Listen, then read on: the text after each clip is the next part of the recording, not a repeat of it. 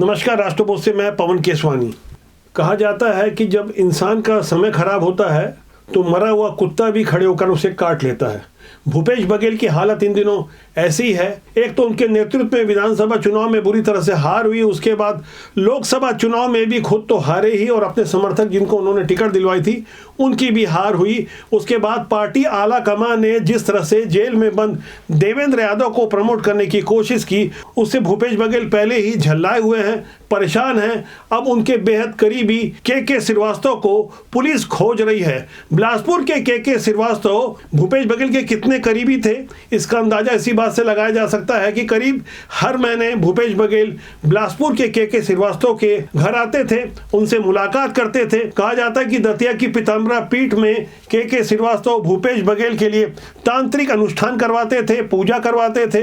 के श्रीवास्तव ठगी के आरोपी हैं। उनके द्वारा संचालित करवाए जा रहे 5 अलग अलग बैंक खातों में 300 करोड़ का ट्रांजैक्शन हुआ। फिलहाल के यादव जिस मामले में फरार हैं उसमें किसी अशोक रावत नामक व्यक्ति को स्मार्ट सिटी का 500 करोड़ का टेंडर दिलवाने के लिए उनसे ठगी करते हुए 15 करोड़ रुपए लेने का आरोप है। इसी मामले में छत्तीसगढ़ की पुलिस उन्हें खोज रही है। यहाँ गौर करने वाली बात है कि मुख्यमंत्री रहते भूपेश बघेल जिस तरह से शासन कर रहे थे, जिस तरह से उनके विरुद्ध खासकर महादेव सट्टा वाले मामले में 508 करोड़ रुपए एक्सटॉर्शन मनी लेने का आरोप है। इसी तरह के कई अन्य मामलों में वो घोटाले और घपले के आरोपी हैं। और अब जब के श्रीवास्तव जो उनके बेहद करीबी थे वो फरार हो गए हैं। दरअसल भूपेश बघेल के ऊपर यदि घोटाले घपले के ही खाली आरोप होते तो कोई बात नहीं, क्योंकि कांग्रेस के ऊपर इससे पहले भी इस तरह के आरोप लगते रहे हैं। दरअसल भूपेश बघेल ने जिस तरह से जातियों की गोलबंदी करने की कोशिश की और उनके वामपंथी सलाहकारों ने उन्हें जिस तरह की सलाह दी, वह उन्होंने कई बार नए प्रयोग किए।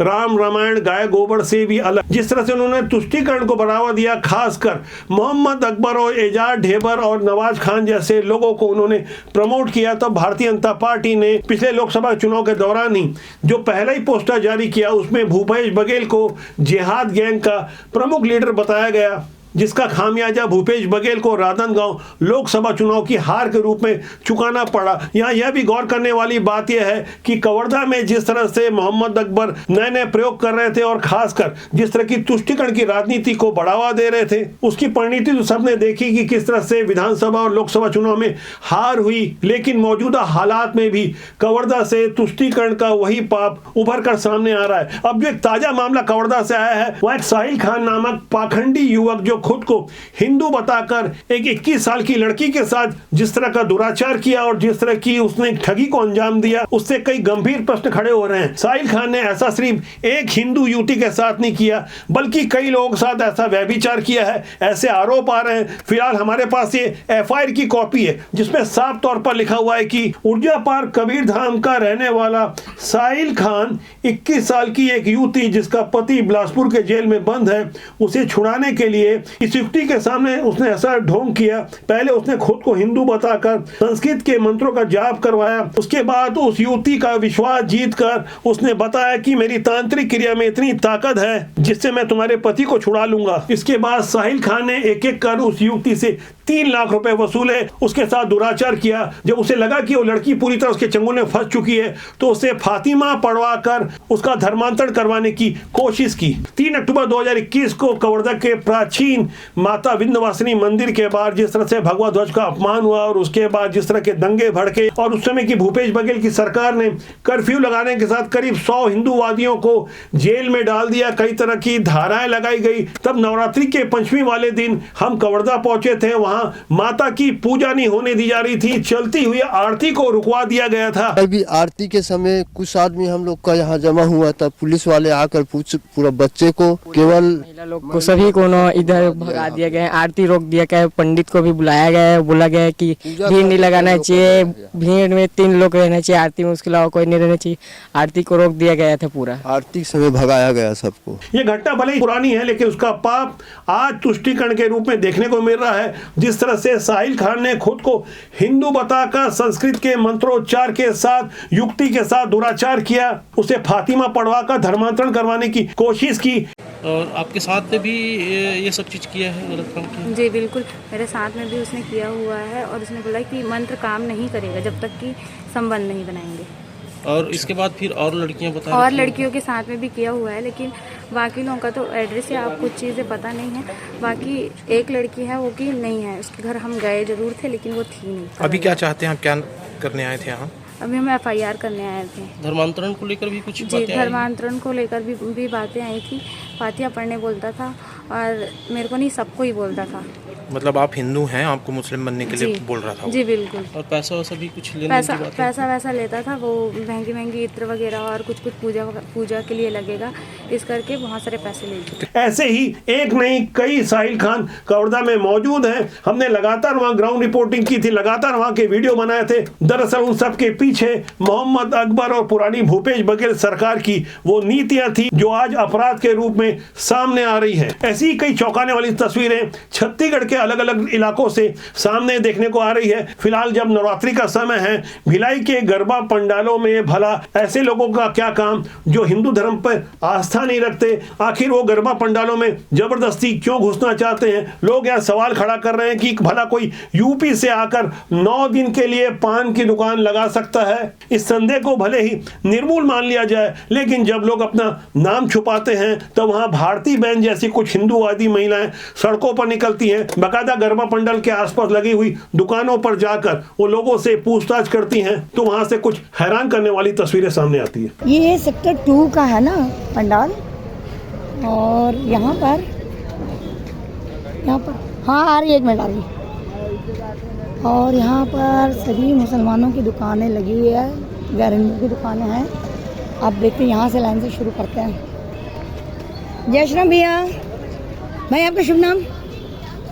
इरशाद, यूपी के रहने वाले। यूपी के, आपका शुभ नाम बताएंगे अभी भी? अरे दीदी आंटी जी, नाम हमारा मनोज भी है, भेली भी है, तेली बोला जाता है, तीनों नाम बोला जाता तो इतना देर क्यों कर रहे हैं? आधार कार्ड नहीं है आपके पास में? सब है हमारा। कहाँ है तो आधार कार्ड कहाँ है? सब जमा है। आधार कहाँ है तो? नागपुर थाना। आधार कार्ड? हाँ। आधार कार्ड घर पर है। कहाँ घर कहाँ आपका? यूपी। यूपी से आप अपना आधार कार्ड को छोड़ के आप यहाँ पर आ गए? यहाँ रखे हैं जैसे दुर्ग में। हाँ, ठीक है ठीक है। आप घुस चुके? अच्छा, ये बेल का ही काम करते हैं आप? भिलाई में लव जिहाद काफ़ी बढ़ते जा रहा है, और अभी नवरात्रि के समय में सिर्फ 9 दिन के लिए जो बाहर से लोग आ रहे हैं, और वो सिर्फ व्यापार करने नहीं आ रहे हैं, उनकी मानसिकता कुछ और है। तो वो लोग आ रहे हैं, हम उनसे पूछ रहे नाम या आधार कार्ड मांग रहे हैं, तो वो लोग नाम भी क्यों छुपा रहे हैं? तो इसके पीछे बहुत बड़ी साजिश है। तो हमें इसे समझना होगा। जो गौ मांस खाने वाले हैं वो हमारे पूजा स्थल में क्यों आ रहे हैं? जब वो उस पूजा को मानते नहीं हैं तो वो हमारे यहाँ क्यों आ रहे हैं? इस चीज़ को हमें देखना होगा, ध्यान देना होगा। जिनका विश्वास हिंदू संस्कृति और मूर्ति पूजा पर नहीं है, भला ऐसे लोग हमारे देवी देवताओं की पूजा आराधना में विघ्न क्यों डालना चाहते हैं? ऐसी एक हैरान करने वाली तस्वीर इंदौर से देखने को मिली, जहां मां दुर्गा की मूर्ति को बुर्का पहनाने और माथे में इस्लामिक बेंदा लगाने की घटना सामने आई है। ऐसी दूसरी घटना देश के कई अन्य इलाकों से सामने आ रही है, जहां कई मुसलमान युवा गरबा महोत्सव में भाग लेते हुए पाए गए अभी भी दुर्गा पंडाल से अपनी दूरी नहीं बना पा रहे हैं। इसके लिए वे अपने आधार कार्ड से लेकर सभी पहचान पत्र जो पंडाल में प्रवेश के पहले दिखाए जाने हैं, उनमें हिंदू नाम डालकर जाली तरह से उसे तैयार करवा रहे हैं। अब सवाल यह है कि जिनका विश्वास ही हिंदू संस्कृति देव पूजा में नहीं है, जो मूर्ति पूजा को हराम मानते हैं, यहाँ तक उनके मजहब में नाचने गाने तक की मनाही है, आखिर वे इस गरबा महोत्सव में जाने की जिद क्यों पकड़े हुए हैं? पिछले दिनों उत्तर प्रदेश की बरेली की एक अदालत के जज साहब ने लव जिहाद को परिभाषित करते हुए बताया कि किस तरह से कुछ लोग मजहबीकरण करने की कोशिश कर रहे हैं। अलीम नाम का युवक जो खुद का नाम आनंद बताकर एक युवती के साथ दुराचार करता है, धर्मांतरण की कोशिश करता है, उसके अश्लील वीडियो बनाकर उसे लगातार ब्लैकमेल करता है, उस अपराधी को जज साहब ने आजीवन कारावास की सजा के साथ 1 लाख का जुर्माना भी लगाया है। दरअसल ये फैसला कई मामलों में नजीर बनकर प्रस्तुत होगा। यहाँ हमें गौर करना होगा कि कुछ लोग किस तरह से अमन चैन और भाईचारा की बड़ी बड़ी बातें करते हैं, लेकिन जब वो धोखा देते हैं, खासकर धार्मिक मामलों में इस तरह की ठगी करते हैं, तो ऐसे लोग न केवल समाज के लिए बल्कि देश के लिए बहुत खतरनाक हैं, जिनसे न केवल आम जनता बल्कि सरकार को भी सावधान रहने की जरूरत है। जब तक ऐसे लोगों के विरुद्ध कड़ी कार्रवाई नहीं होगी तो कवर्धा के साजिद और बरेली के अलीम जैसे लोगों को धोखा देते रहेंगे, ठगते रहेंगे, जिससे हमारी माँ बहनों का जीवन असुरक्षित रहेगा। ऐसी विचारधारा और ऐसे लोगों के साथ सख्ती से पेश आने की जरूरत है। हम लगातार लोगों को जागरूक करने की कोशिश कर रहे हैं। राष्ट्र और समाज के हित में ऐसी खबरों को प्रस्तुत कर रहे हैं जिसे आमतौर पर छुपाया जाता है। ऐसी हमारी खबर लैंड जिहाद से जुड़ी हुई थी।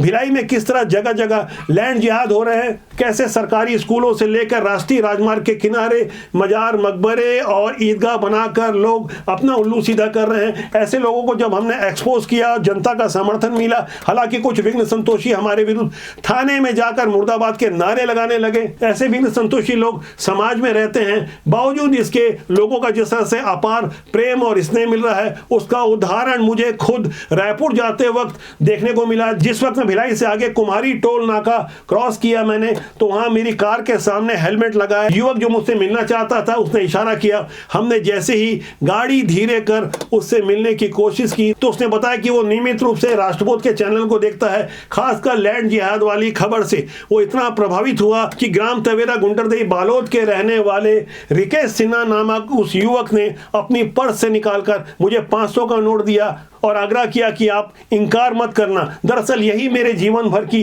पूंजी है। लोगों का इतना प्यार मिल रहा है, अपनापन मिल रहा है। हमारी खबर के बारे में रिकेश सिन्हा का क्या कहना था, इसे भी ध्यान से सुनिए। राष्ट्रबोध मीडिया के द्वारा, आपके द्वारा जो दिखाया गया लैंड जिहाद के बारे में, वो वाकई बहुत दिनों से चल रहा था, जो होना भी चाहिए।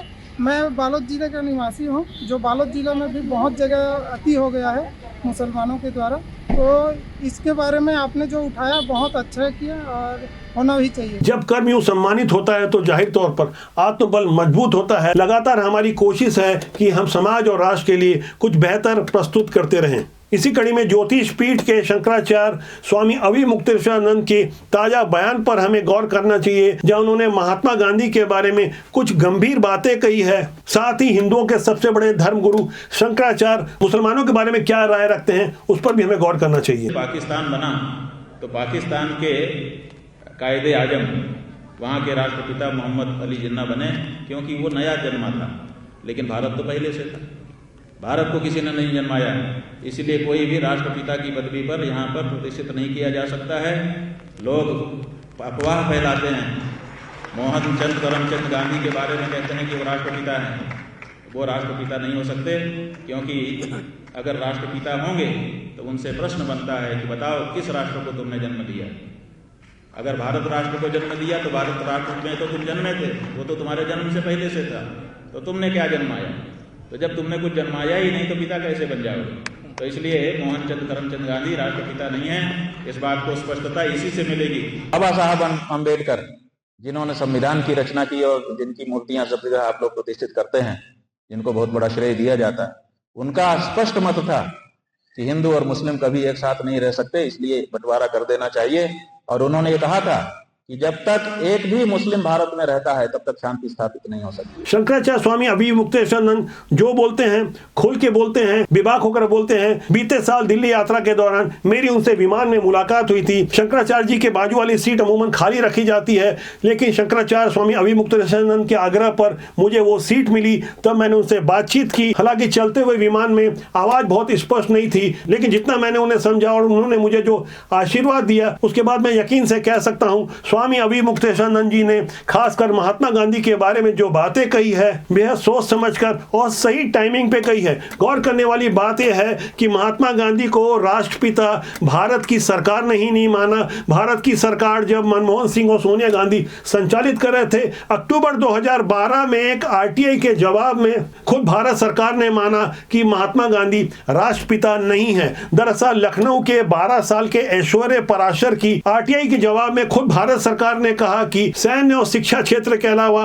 भारत सरकार राष्ट्रपिता जैसी कोई और उपाधि नहीं देती, यानी शिक्षा और सैन्य मामलों में ही सरकार की ओर से उपाधि जारी की जाती है। इसलिए महात्मा गांधी को राष्ट्रपिता की उपाधि दी ही नहीं गई। ये उत्तर कोई और नहीं बल्कि उस समय की यूपीए सरकार ने दिए थे, जिसका नेतृत्व कांग्रेस और सोनिया गांधी, मनमोहन सिंह कर रहे थे। देश और समाज की रक्षा के लिए न केवल खुलकर विमर्श होना चाहिए, बल्कि अच्छे लोगों को आगे आना चाहिए। राजनीति इसका एक सशक्त माध्यम है। राजनीति में जब तक अच्छे लोग नहीं आएंगे तब तक बुरे लोग ही राजनीति को संचालित करते रहेंगे। इसी राजनीति के माध्यम से देश और समाज का अच्छा या बुरा जुड़ा होता है।